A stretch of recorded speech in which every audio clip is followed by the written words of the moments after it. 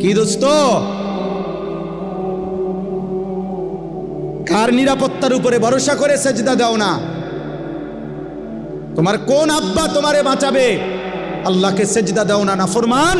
এই বেনামাজি, এখানে যারা আছো বেহায়া, ওই কপাল তো মানুষের কপাল না যে কপাল আল্লাহকে সেজদা দেয় না।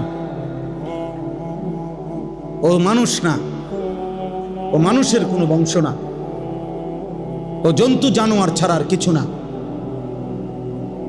ও হাইওয়ান। ও হাইওয়ান, ও মনে করছে জীবন মানে কুকুর বিড়ালের জীবন। খাও আর ঘুমাও আর ফুর্তি করো আর লজ্জাস্থানের চাহিদা পূরণ করো আর যা মন চায় তা দেখো। আল্লাহ আমাদেরকে হেফাজত করে।